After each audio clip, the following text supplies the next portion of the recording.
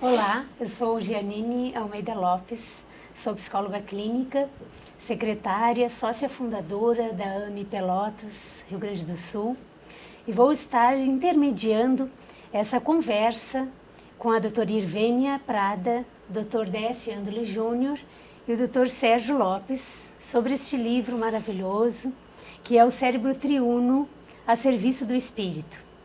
Sendo inicialmente um belo tratado de neuroanatomia, com nossa Irvênia, passando pela fisiologia transdimensional com o Dr. Décio, e Dr. Sérgio Lopes fazendo a relação dos 3 andares do cérebro com as leis morais, que é a terceira parte do livro dos Espíritos. Então, nesse primeiro momento, nós vamos fazer as perguntas direcionadas mais ao primeiro bloco do livro, primeira parte do livro. E como primeira pergunta, queria fazer para vocês assim, como surgiu a ideia do livro? Eu acho que eu posso começar a resposta, né? Porque essa história vem de 2014. Nós estávamos na Europa com a doutora Marlene e tinha saído a publicação daquele livro sobre a pineal. O Dr. Décio é um dos autores, né? Então, o que eles fizeram? Eles confrontaram as informações sobre a glândula pineal constantes de várias obras de André Luiz, psicografadas por Chico Xavier, com dados da ciência acadêmica.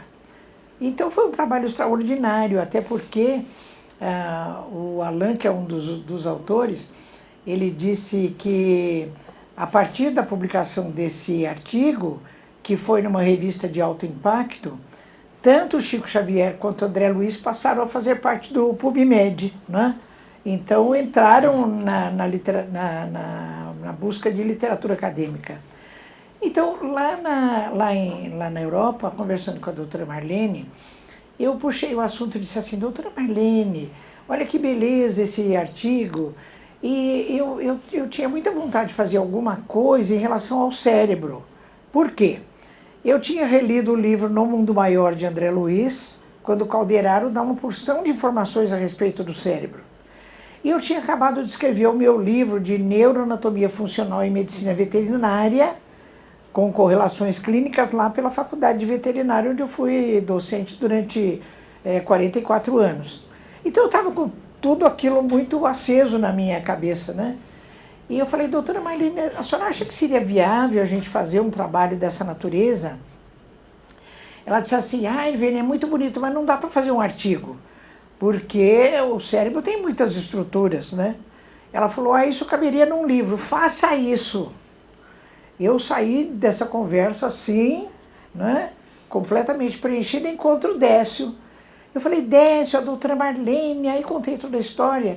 Eu falei: Décio, eu vou fazer a parte de neuroanatomia, você não quer fazer a parte de neurofisiologia? Imediatamente ele já ficou todo iluminado também, né? Tanto que vinha vindo a esposa dele, e ele disse: ele está acabando de me dizer isso, não sei o quê. Bom, em seguida, eu fiz uma palestra sobre o cérebro na visão de Calderaro, numa das cidades lá, nem me lembro qual era. Bom, quando eu terminei a palestra, sentei ao lado do Sérgio, e ele falou assim: Irvênia, ele tinha acabado de escrever a respeito das leis morais, né? Ele falou: dá para pôr 3 blocos das leis morais compatíveis com os 3 blocos da casa mental e do cérebro. Eu falei: olha, então você entra no livro e faz essa parte. E assim foi composta a autoria triuna, né, desse livro, e a gente acabou trabalhando nisso, e foi uma coisa que deu muita alegria para todos nós, né? E algo que vem muito assim na cabeça das pessoas em congressos que a gente vê, sempre perguntam assim: por que triuno, não é? E não trino? Como é isso? Olha, quando a gente começou o livro, né, o título do livro seria O Cérebro Trino.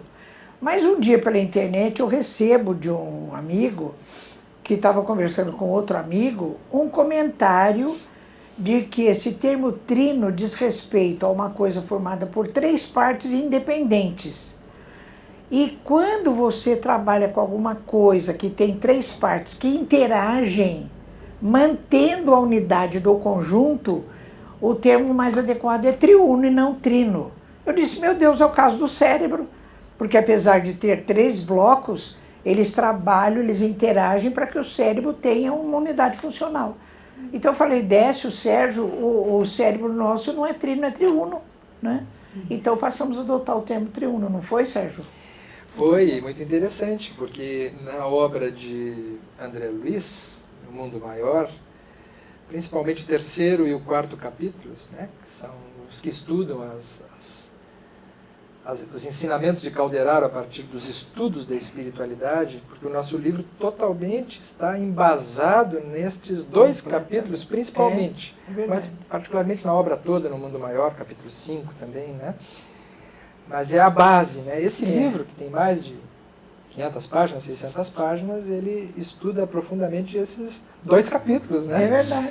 Então, esse trabalho de Calderaro, André Luiz, Psicografia de Chico Xavier, nos fala da casa mental, né? E a casa mental é a casa mental cuja sede é o espírito. Mas o grande desafio nosso era poder correlacionar isso com o cérebro, né? Porque na nossa avaliação, o estudo do cérebro precisa ter um entendimento também, né? na correlação com o funcionamento mental.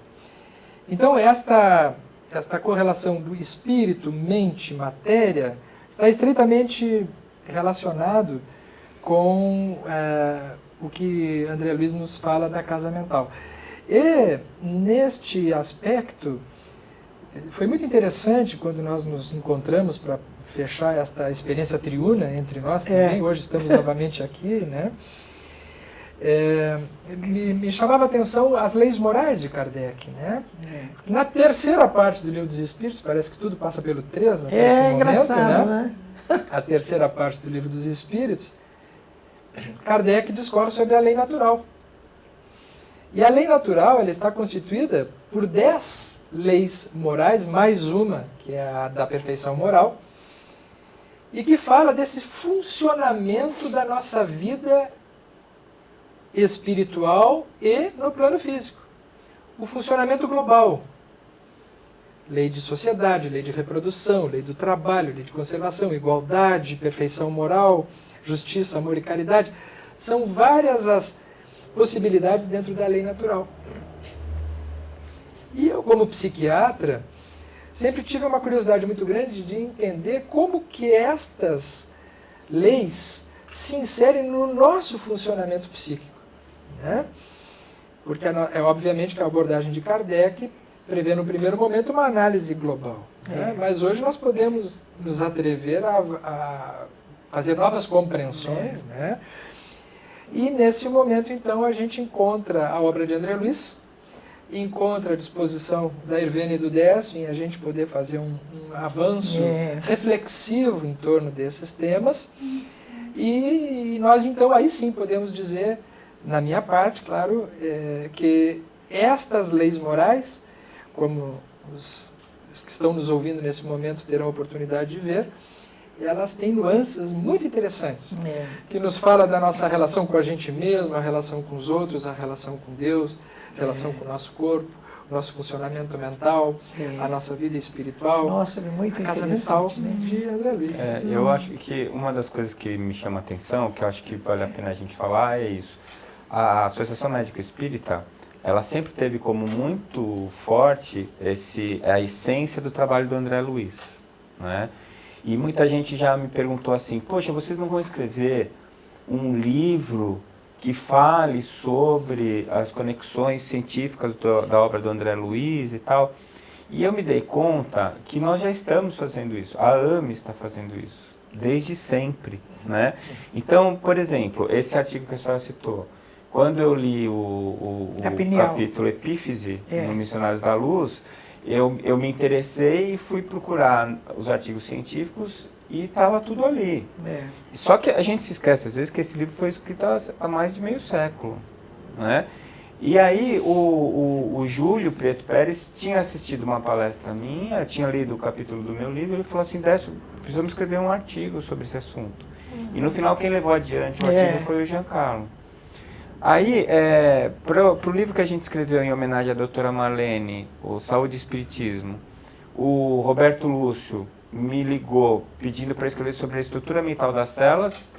Eu não sabia que célula tinha estrutura mental, perguntei para ele de onde ele tinha tirado, ele falou, não, está na Maior de André Luiz. Evolução em Dois Mundos. É Evolução em Dois Mundos. Um parágrafo deu um capítulo de livro. Eles se declaram estudiosos da questão mental das células. Das células.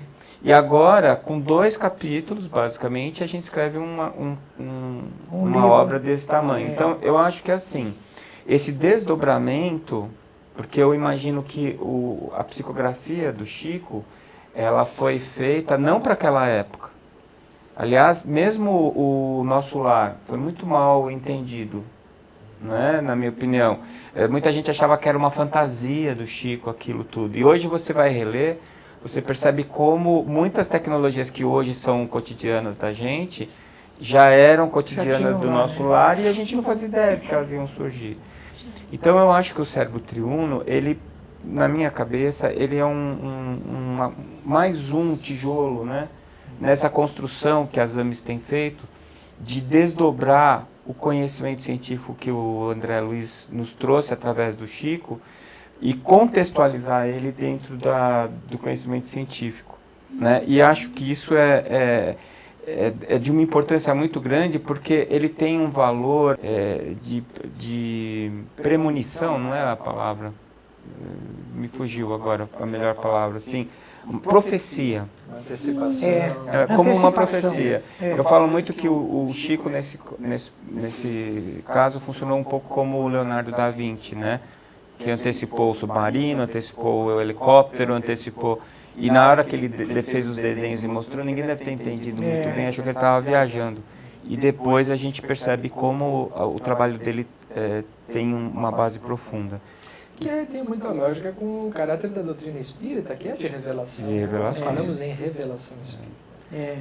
Então, eu acho que, falando da história do livro, né, eu acho que ele vem ao encontro dessa necessidade e desse trabalho da AME, que é o trabalho de desvendar ou de desdobrar, contextualizar a obra do Chico e do André Luiz. Nossa, coisa linda. Com certeza. Mas voltando, né, à ideia da necessidade do livre trânsito nos 3 andares da casa mental que Calderaro nos fala, não é? Calderaro também refere a necessidade da autoiluminação dos trabalhadores da seara do Mestre. Por que isso? Não bastaria a cada um fazer a caridade independentemente de suas questões pessoais? Qual é a opinião de vocês nisso, né? Nessa questão? Olha, no próprio livro No Mundo Maior, Calderaro, ali pelos capítulos 3, 4, 5, ele cita o caso de um processo obsessivo muito grave entre Pedro e Camilo. Pedro assassinou Camilo, e depois ele foi entrando num complexo de culpa, de remorso, e Camilo, desencarnado, queria se vingar de Pedro. Os dois ficaram durante 20 anos curtindo esse processo obsessivo entre eles. Criou-se uma carapaça de fluidos deletérios em volta deles e interpenetrando pelo espírito dos dois. Bom, Pedro acabou ficando, inclusive, com várias afecções orgânicas por conta disso, né? E chegou a um ponto insustentável em que nenhum dos dois aguentava mais. André Luiz e Calderaro vão atender esse processo, né, dos dois. Chegando lá, uma hora André Luiz diz assim para Calderaro: não podemos consolá-los com palavras para consolá-los. E Calderaro diz: André, esse caso grave de processo obsessivo, ele não precisa de palavras, ele precisa de vibrações de amor que nós ainda não temos. Você imagina Calderaro, né? Que a gente considera que é um espírito luminoso, ainda não tinha as condições de vibração do amor necessário para atender aquele caso. Então eles chamam, eles pedem o recurso de Cipriana, essa passagem é lindíssima, né? Poder do amor. Ela já vibra, certamente, em ondas muito curtas, e ela vem do plano onde ela está e se materializa no plano de André Luiz e Calderaro. E André Luiz se sente tão surpreso com aquilo que ele fala que a vontade dele seria se ajoelhar, né? De tal iluminação dela. Então, Calderaro fala, ele aproveita esse caso como exemplo para falar da necessidade da autoiluminação. Por quê? Apesar de Calderaro e André Luiz se disporem a socorrer o Pedro e Camilo, eles não tinham condições de iluminação, de autoiluminação. Não é? Só o amor socorre por Só dentro. o amor, pois é. Chega a dizer assim. Então essa passagem é lindíssima, né? Essa passagem é muito linda. E é interessante que nesse caso ele está falando da mediunidade lá, porque quando Cipriana se materializa é através de um ato mediúnico no plano espiritual, verdade, né? E de como mesmo Calderaro, por exemplo, que é um espírito detentor de um autoconhecimento técnico, ainda precisa ter uma evolução espiritual, que é a aquisição dessa capacidade de amar, para poder atender. E outra coisa que eu vejo também, que eu acho muito importante, é assim, é a questão do livre-arbítrio, né? Quer dizer, até onde vai o livre-arbítrio? Os dois que estavam ali, e por isso que eu falo, se tem duas coisas que unem dois espíritos fortemente, é o ódio, não é o amor, né? O amor liberta, o ódio faz os dois ficarem engalfinhados, né? É verdade. E a necessidade e a escolha deles pelo ódio, né? Então, muitas vezes mesmo você querendo falar, mesmo você querendo, você não consegue fazer eles acordarem para aquela opção que eles fizeram. Porque não é através do discurso, né? Exatamente. É na hora que tem que vir o amor por dentro para acordar eles para aquela escolha errada e eles se libertarem daquilo para... Nossa, é maravilhoso. Eu aproveitaria essa questão para abordar por um outro caminho, que eu acho interessante esse termo autoiluminação. Porque quando a gente fala em autoiluminação, imediatamente a gente pensa num processo de angelitude. A autoiluminação como uma coisa de um plano superior, de um nível espiritual. Mas não necessariamente a gente precisa entender apenas nesse caminho, assim. Mas também de outra forma, como... O que significa iluminação? Iluminação significa clarear o caminho. Né? Quando a gente está num ambiente escuro e a gente acende uma luz, a gente está iluminando o ambiente. Então, antes de tudo, é um processo natural. Então, autoiluminação significa clarear o ambiente interno. Porque a pergunta é assim, né? Por que só a caridade então não resolveria? Isso. Porque a autoiluminação, ela passa por outros caminhos necessários antes da caridade. A pessoa precisa conhecer-se, se dar conta dos seus ambientes escuros. Todos nós temos ambientes escuros dentro de nós. Temos porões. Nós vamos ver agora nos estudos dos vários níveis da casa mental. Nós temos um nível da nossa casa mental que é uma escuridão só. Não escuridão no sentido de coisa ruim, mas de coisas desconhecidas nossas. Sim. E nós precisamos autoiluminar este ambiente.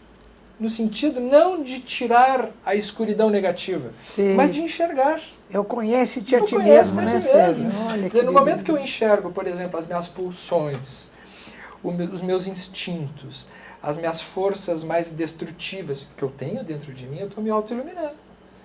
Então, um processo interno de autoobservação, de autoconhecimento, de autoiluminação. Então, nesse momento que eu estou fazendo isso, eu não estou me promovendo a anjo. Eu estou me promovendo a ser humano. Que é o que nos distingue das espécies anteriores que não têm capacidade, possibilidade de fazer isso através da consciência. Aí o Décio vai nos ajudar um monte nisso, né? A mente, enfim. Esse estágio evolutivo que nós estamos, nós carregamos de várias eras e experiências, inclusive dessa vida, fatos e experiências que são desconhecidas nossas dentro de nós. São os ambientes escuros da nossa casa mental. Nós temos peças que nós não sabemos que existem lá dentro algumas coisas. Que coisa. Né? Isso é autoiluminação. Olha que beleza. E tem um detalhe, assim, que até no livro a doutora Irvine aborda a questão da evolução do cérebro e a evolução do espírito, que eu acho uma abordagem muito interessante. E isso vai ao encontro que você está falando, quer dizer, Porque alguém pode pensar assim, poxa, mas a caridade não vem primeiro? A caridade é um ato e a autoiluminação é um estado. Então, na verdade, você se autoiluminar é você evoluir como espírito. Você adquirir o nível de consciência necessário para que você perceba o que está ao seu redor, o que é realmente importante. E aí a caridade passa a ser uma consequência. Né? Às vezes e eu percebo muito isso no discurso cristão, né, de Jesus, de pedir o ato como uma forma de induzir o estado. Então, às vezes você faz a caridade e, no fundo, você não está fazendo caridade. O ato é de caridade, mas você não está sendo caridoso. Você está produzindo a caridade sem ser alguma caridoso. Coisa para despertar alguma outra. É a diferença entre ser bom e fazer o bem, que não necessariamente coincide. É interessante essa colocação dessa, porque a caridade para nós é muito mais um exercício externo, é um ato.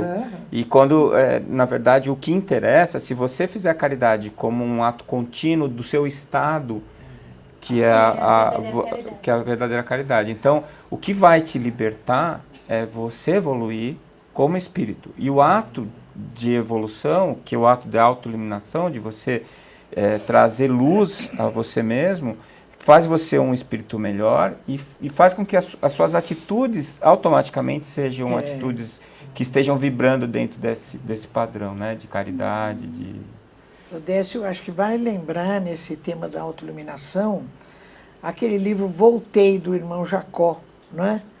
Que o espírito encarnado era Frederico Figner e foi um espírita famoso. Ele fez muitas obras de caridade, ele foi muito ativo, né?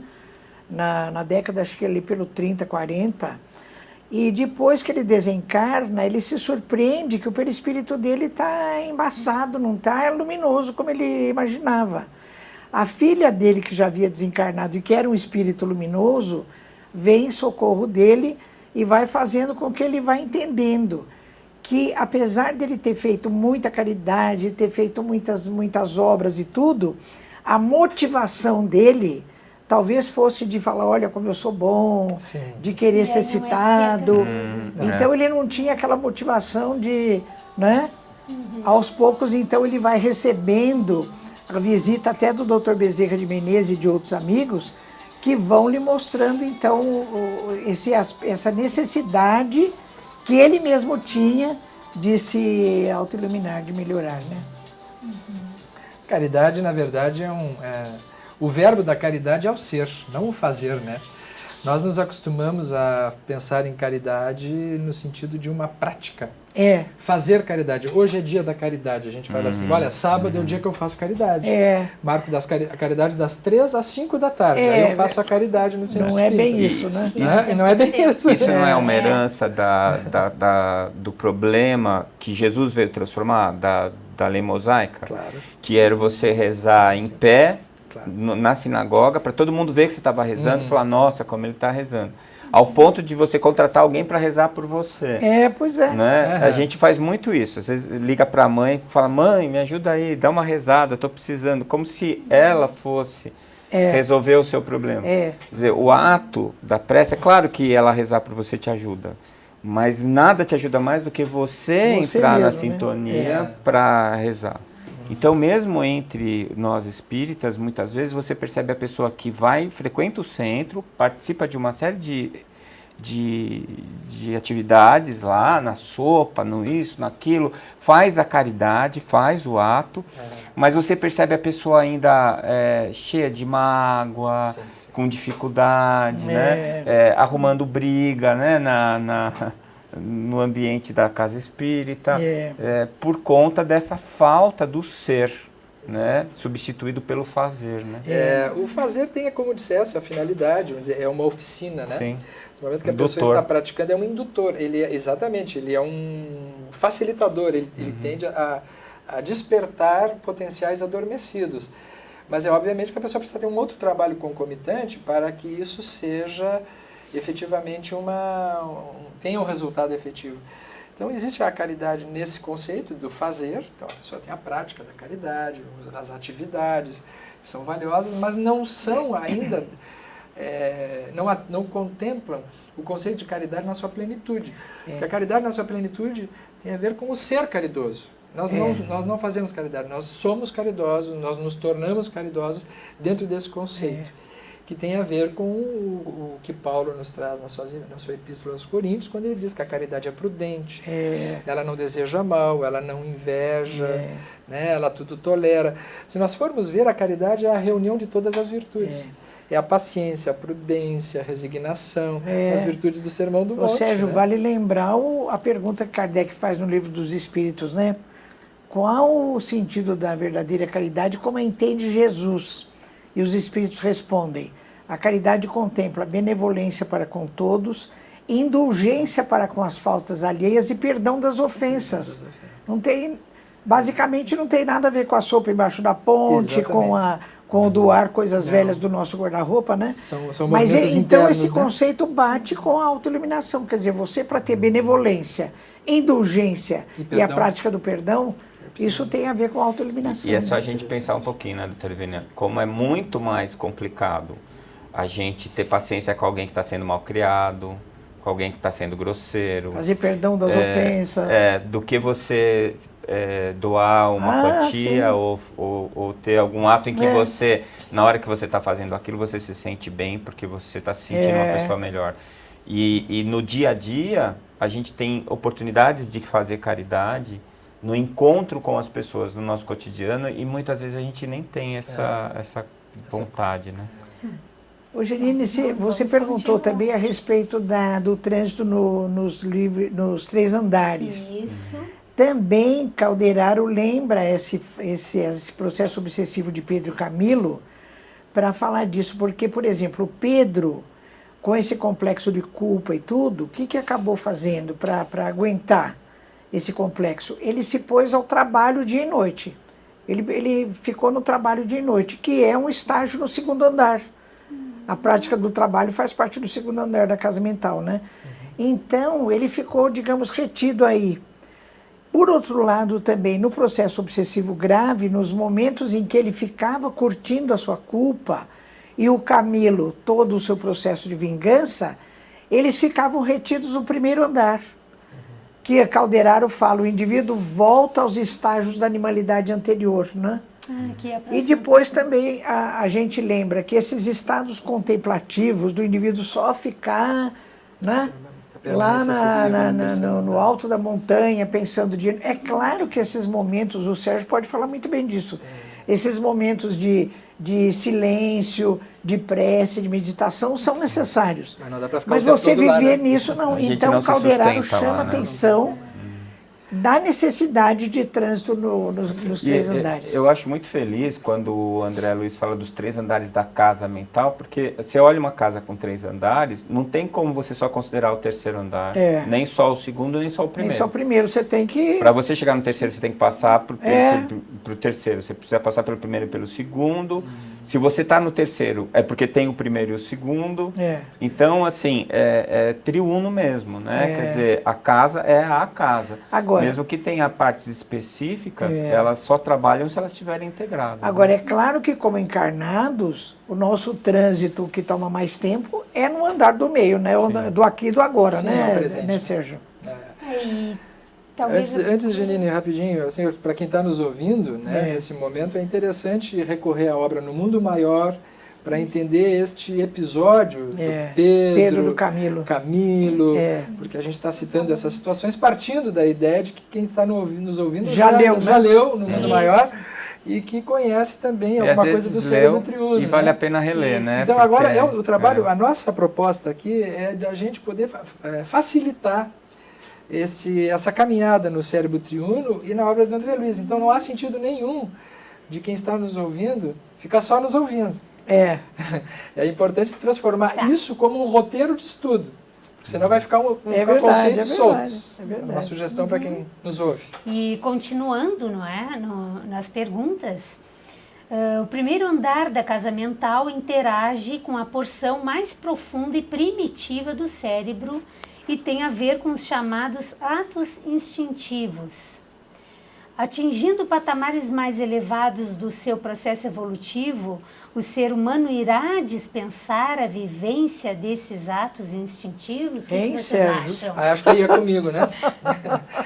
Com certeza não, porque seria como tentar dispensar o primeiro andar da casa. Se tirar o primeiro andar, cai os outros dois. Cai os outros dois, Porque os outros andares estão alicerçados no primeiro.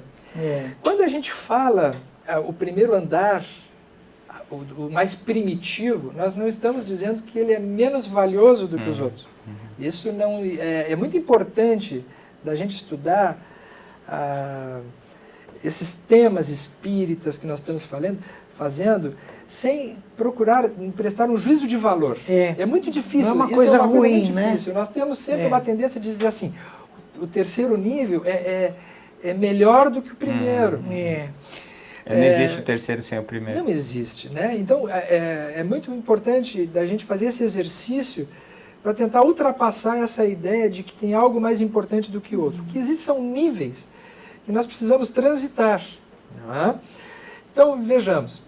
Imagina que nesse primeiro andar está ali lei de reprodução, lei de conservação, lei de destruição. O que significa isso? As pulsões de vida, as pulsões da sexualidade estão todas ali. Se nós estamos num corpo físico, nós não podemos, como muitas vezes nós dizemos, superar os instintos. Não há superação de instintos. É hierarquizar. É hierarquizar. Tem que dominá-los. Nós temos que conhecer-nos, o que existe isso dentro de nós e como nós vamos utilizar isso em prol do nosso progresso. Comandar isso, né? O comando, né? Então não há superação. É uma força mais níveis, bruta e que precisa controle. Sim. E os andares superiores é que trazem esse controle. É o que a gente observa nos animais, né? Os animais mais primitivos, né, doutora? Eu aqui falando de animais do lado da doutora Ivê, né? Mas eles têm uma hierarquização menor, eles agem muito mais livremente e instintivamente do que ao ponto, por exemplo, de o seu cachorro que gosta de você, que te lambeu agorinha, você vai tirar a comida dele na hora que ele está comendo, ele vai rosnar e vai te morder. Claro. Mesmo que ele não queira fazer nada contra você, mas ele age de uma maneira automática em preservação, a lei da preservação. Lei de E nós também. Quando alguém nos tira algo, nós também rosnamos por dentro. O que a gente pode alcançar é não reagir Controle. como um animal. Controle. É poder ter consciência disso, saber que isso existe. Bom, e aí eu vou utilizar isso de uma forma... O sentimento é o mesmo, mas a maneira de expressá-lo modifica porque você tem recursos mais avançados que virão, esses recursos virão a partir do trânsito nos próximos níveis. Esse é um conceito muito interessante, porque no conceito de espírita, no Evangelho segundo o Espiritismo, nós vamos encontrar, reconhece-se o verdadeiro espírita pela sua transformação interior, ou a sua transformação moral. O conceito de espírita é de transformação. E é muito interessante essa ideia da transformação, que é diferente da reforma. Porque reforma dá a ideia de que a gente precisa destruir o que existe e colocar algo novo ali. Jogar fora aquilo e pôr... Joga-se fora, que não se utiliza mais. Quando a gente reforma uma peça, a gente tira essas coisas que estão aqui e coloca outras no lugar. Coloca outra. O conceito espírita não é de reforma, é de transformação. Nós aproveitamos e vamos além. Olha que beleza. Transformar significa ampliar, significa expandir. Sei. No campo moral, no campo do comportamento, nós encontraremos isso em Paulo, Saulo de Tarso, por exemplo. Né? Ele era Saulo, doutor da lei, um indivíduo agressivo, agudo, violento, porque ele direcionava aquela força pulsional agressiva dele, e sexual também, né, na defesa de uma lei rígida. Das convicções dele, né? Apareceu uma noiva, ele se enterneceu, mas ele defendia a lei. Aí apareceu um tal de Estevão lá falando, ele apedrejou. Obstinado. Até que ele foi se esgotando por dentro. Quando ele chega num ponto de esgotamento máximo do primeiro andar para o segundo andar da casa mental, ele cai do cavalo, literalmente. Ele cai do cavalo. E aí ele se reforma? Não, ele se transforma. E a transformação em Paulo é tão interessante que só troca uma letra. De Saulo, ele não se transforma em Pafúncio ou Barnabé. Ele vira Paulo. Paulo, É uma mudança sutil. Sutil, está mas representada no nome, mas tudo. que ele direciona a mesma energia dele, agora em nome de Jesus. Olha. E aí ele se transforma no maior apóstolo do cristianismo, sendo o mesmo Saulo. Que coisa, né? Ele não deixa de ser Saulo. Ele é um exemplo icônico, mas não é o único, Claro. né? No livro As Forragens do Pecado, a gente vê o comportamento daquela questão dos huguenotes e dos católicos e da atuação da rainha Catarina de Médici. E num determinado momento, o escritor espiritual, né? Eu esqueci o nome dele. Charles, ele fala assim: esse espírito que já tem uma abnegação e um devotamento absolutos pela França, em determinado momento estará voltado para o trabalho do Cristo. E será fundamental. É a mesma Quando pulsão, utilizar né? essa mesma força para coisas Exatamente. inimagináveis. E o que aconteceu com Paulo. E eu acho que é assim, é aquele momento exato. Quando ele está a caminho de Damasco, no cavalo, ele vai pensando assim: puxa, mas esse pessoal que eu estou perseguindo, eles nunca fizeram mal para ninguém, eles têm uma força tão grande. Ele já faz uma ele reflexão, ele né? está no ponto. Ele já está esgotadíssimo, ele já não aguenta mais ele mesmo. Para ele ser redirecionado. Né? E tanto que Jesus, a frase que Jesus diz logo a seguir para eles assim: Paulo, Saulo, não recalcitres contra os aguilhões.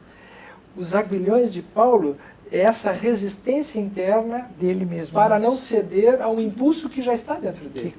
Os aguilhões não são externos, não são as dores externas, são as internas. E muitas vezes o tombo é o momento da execução, é o ponto de partida da execução da obra. A doutora Ivênia que diga, né, doutora?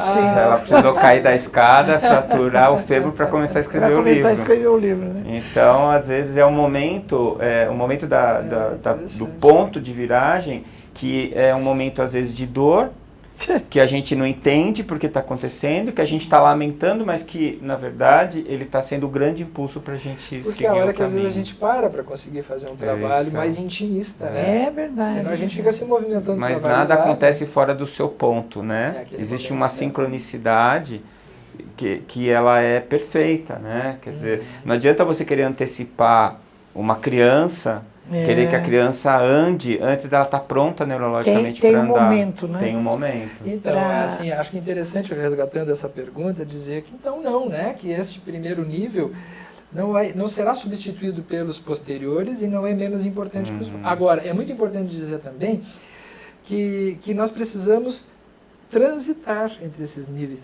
num sentido de progresso para o terceiro.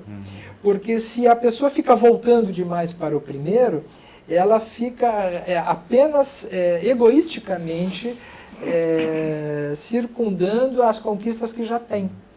Então esse esforço de progresso, esse convite de progresso, ele é um trabalho de ascensão a que estamos todos convidados, sem perder de vista aquilo que nós somos.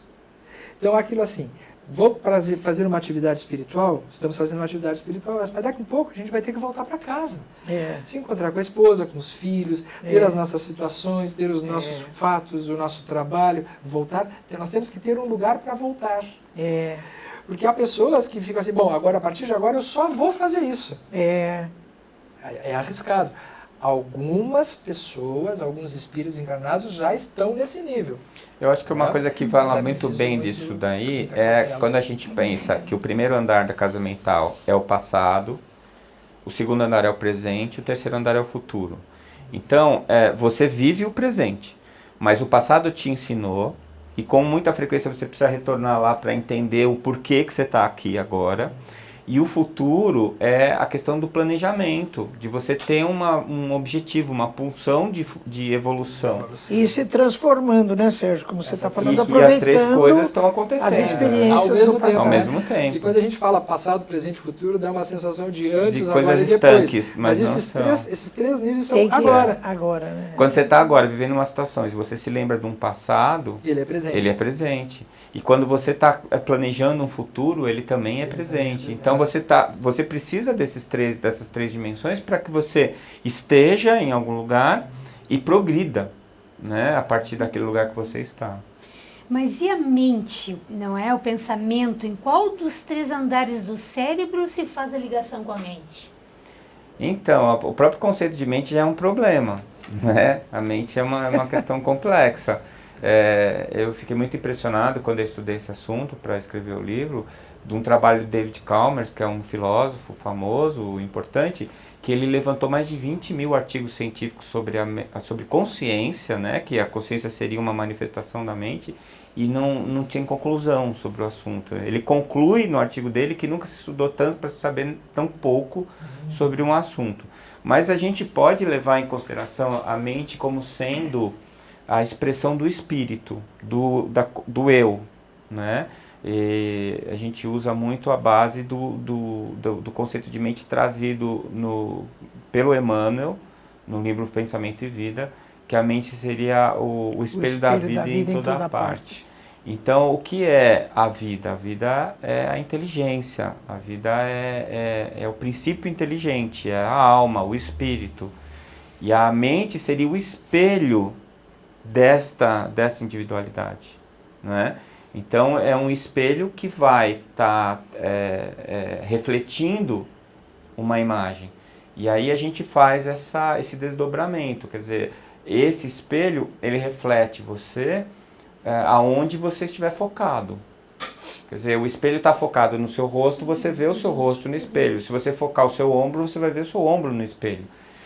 E a consciência seria o tamanho do espelho. Quer dizer, quanto maior o meu nível de consciência, eu consigo me ver de uma maneira mais completa, né? Então, na verdade, a gente poderia dizer que a mente é a fração expressa do eu. Ou seja, é aquela parte de mim que está sendo refletida no espelho nesse momento.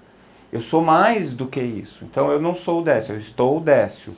E o que o meu espelho está refletindo agora é essa fração de mim que está expressa, né? Então, nesse sentido, a mente seria o que eu estou conseguindo colocar para fora do que eu tenho como individualidade, como espírito, né? Se a gente for pensar dessa maneira, então o ponto de ligação, né, entre a mente e o cérebro seria a fossa romboidal, como explicou André Luiz. A fossa romboidal, uma estrutura a doutora Edivina mostra muito bem na primeira parte do livro, com fotos, imagens, né? Ela é o quarto ventrículo, é uma área do quarto ventrículo que está bem na nossa nuca, e ainda vem ao encontro daquela ideia do fio de prata, né? Que a pessoa desdobra, mas o fio de prata que sai pela nuca. E fala também da questão dos anencéfalos, que a gente também já até escreveu um livro discutindo sobre esse assunto, né? Que o anencéfalo, ele pode não ter o cérebro, ele pode não ter o córtex, mas ele tem o tronco encefálico. Então a alma dele está ali, está conectada ali, né? Então a mente estaria ligada ao primeiro bloco lá embaixo, que André Luiz chama de cérebro inicial. Cérebro inicial. Interessante isso, né? A mente estar ali expressa de um modo mais orgânico, né? Isso. Porque isso nos fala da importância desse primeiro nível. Não é? Porque se a mente ela vai ser a janela naquele lugar, significa que nós precisamos estar muito bem conectados com esses níveis. E é lógico que seja assim. Porque imagina, você começou a expressão da mente, começa pelo desenvolvimento de um sistema nervoso central. Que o sistema nervoso é quem expressa a inteligência. Você, para começar a desenvolver isso, você precisa de primeiro de tudo é a conexão. Claro. Como é que você vai desenvolver o sistema nervoso para expressar a mente sem a mente? E onde é que vai isso? Vai no primeiro andar. E qual seria a lógica de você desconectar do primeiro andar para pôr no segundo depois? Você só vai construindo para cima. E evolutivamente falando, isso tem tudo a ver, porque os animais mais primitivos que não têm ainda o córtex cerebral bem desenvolvido, não tem o tálamo bem desenvolvido, a mentezinha dele vai se ligar no quê? Sim, no que já tem. No que tem. Né? Exatamente. Que é o tronco encefálico, que é a primeira coisa que aparece. E aí a gente lembra de Jesus, né? Ninguém alcançará o reino de Deus, ou seja, o nível mais amplo do desenvolvimento da consciência, sem nascer de novo. O nascer de novo significa mergulhar na encarnação. E a encarnação passa por todos esses estágios primitivos. Sem reencarnação não há evolução. Então, realmente é um processo evolutivo, mas no processo evolutivo é preciso haver um mergulho nesses estágios. Isso já foi percebido pelos biólogos, né? O Haeckel que fala, né? A embriogênese recapitula a ontogênese, né? É verdade. Então você começa como uma ameba, o zigoto é uma célula única, e você durante a fase embrionária você passa por uma escala como se fosse a escala evolutiva do planeta. É verdade. Né? Por réptil, por peixe. Passa pelos arcos branquiais, por tanta coisa, né? Até que você fica parecendo um cachorro, depois você fica parecendo um macaco, para depois você chegar à forma humana. Quer dizer, todo o projeto, né, ele evolutivo repassa, né? é repassado. Tem uma recapitulação. Que é a construção do prédio, Nossa, né? Você isso vai é muito construir um bonito. prédio, você tem que começar do térreo. Não tem como você construir um arranha-céu se você não começar com o primeiro tijolo lá, né? Isso é muito bonito, né? Então vamos à última pergunta, não é, deste primeiro momento da entrevista, que é assim: qual o mecanismo neural através do qual se estabelece o processo de somatização? Em outras palavras, de que maneira estados mentais positivos e negativos se refletem no corpo físico? Hein, Décio? Esse é o desafio, né? Você sabe que é interessante, porque a gente falando na medicina, de uma maneira geral, principalmente no meio acadêmico, tem muita gente que torce o nariz quando a gente fala de espiritualidade. Mas um grande referencial de estudo é o efeito placebo. E o efeito placebo é uma coisa tão conhecida da medicina e nunca explicada e negada pela própria ciência. Então, quando você fala que a sua mente, a sua força de vontade é capaz de produzir doença ou saúde, as pessoas não acreditam. Mas quando você dá uma pílula de farinha, fala para ela que é um remédio e ela obtém uma resposta biológica... O remédio importado, se você falar que é importado, então... aí funciona, né? Funciona melhor. Então, como é que pode a ciência agir de uma maneira tão paradoxal? Quer dizer, ao mesmo tempo que ela usa o efeito placebo até como referência para saber se o remédio tem ou não um efeito importante, e é muito interessante as pessoas saberem disso, é esperado um efeito de mais ou menos 45% a 50% do placebo.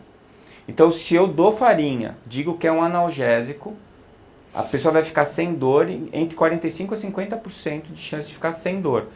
Para o remédio ser aprovado pelo FDA, por exemplo, ele só precisa ter 5% a mais que o placebo. Ou seja, até que ponto que o remédio é remédio ou é placebo? E por que a gente nega a capacidade da nossa mente produzir saúde ou doença? Então, a partir desta evidência, que é uma evidência tão antiga quanto a própria medicina, a gente precisa começar a estudar de que maneira isso vai acontecer bioquimicamente lá na célula. A gente sabe que o próprio André Luiz já trouxe muita coisa, a gente tem desdobrado algumas coisas nesse sentido, mas a própria ciência ainda não chegou ao ponto de conseguir fazer essa ponte tão bem feita, tão nítida como a gente consegue fazer com o cérebro triuno. Ela ainda não existe de maneira tão nítida nessas conexões citoplasmáticas, nucleares, hormonais, mas elas são uma realidade. Então, tanto o placebo quanto o nocebo, né, o efeito nocebo é o placebo de polaridade invertida. Eu tanto posso estar doente e gerar saúde, quanto eu posso estar saudável e gerar doença. Então, quando eu estou saudável e gero doença, é o efeito nocebo, né? Isso tudo está envolvido a sua mente comandando o seu cérebro comanda as suas glândulas endócrinas e as suas glândulas endócrinas comandam as suas células. O caminho seria esse. Os mecanismos precisam ser estudados. Eu acrescentaria, ou contribuiria também com a questão mental.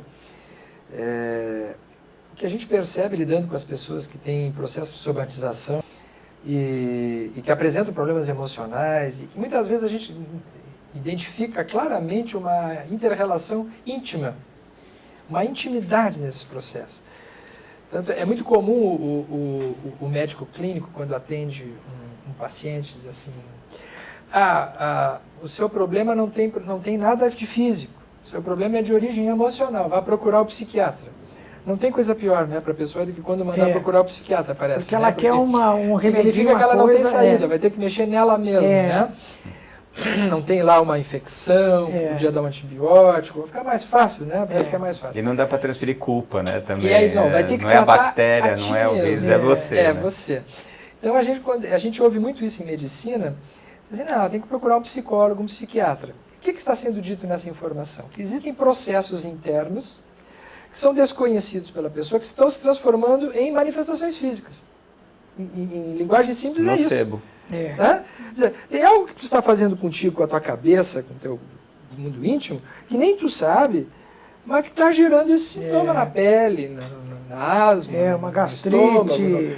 Tem que descobrir o que é. Aí nós entramos, autoiluminação. O que é autoiluminação? Então é a pessoa se conhecer. Então, acho que a gente tem que tomar um certo cuidado. Na pergunta vem uma questão que eu achei muito interessante, Janine. Em outras palavras, de que maneira estados mentais positivos e negativos se refletem no corpo.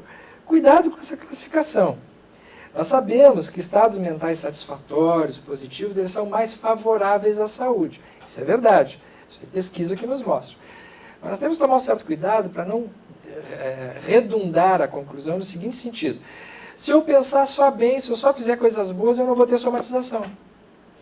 Se eu tiver expressões de cérebro inicial na minha vida, aí eu vou ficar cheio de somatizações. Não é assim. Os estados mentais positivos e negativos não se referem a serem, neste juízo, assim, elevados ou não. Não. Os positivos são o que a pessoa consegue identificar em si. Por exemplo, eu posso ter um conflito na minha vida muito sério, de culpa, de abandono, de assédio sexual, que ficou inconsciente. Aquilo é uma pulsão, é uma força que pede resolução. Como eu não me dou conta disso, eu não consigo pensar nisso. Mas as minhas células se dão conta disso.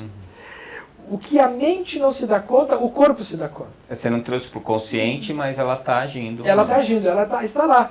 Então aí ela se manifesta na forma de uma doença, muitas vezes uma enfermidade. Às vezes a enfermidade é o primeiro caminho para a pessoa entrar em contato com ela mesma. Que coisa, né? É um grito do corpo dizendo assim, olha, ilumina o ambiente, clareia a peça, porque tem coisa aí que precisa conhecer. Então muitas vezes a pessoa vai para uma psicoterapia, né? Vai ter uma ajuda de alguém, porque às vezes a pessoa sozinha não consegue fazer isso. Então aí chega no psiquiatra, chega no psicólogo, e aí passa a conhecer coisas de si mesmo que nem imaginava. Ou já tinha uma ideia, uma desconfiança, mas não conseguia entrar em contato com porque isso. Porque mexer nessas coisas é um processo difícil, né, Sérgio? As somatizações, particularmente, sim. É verdade. Então, vamos encerrando por aqui. Em seguida, voltamos para um próximo bloco. Até mais.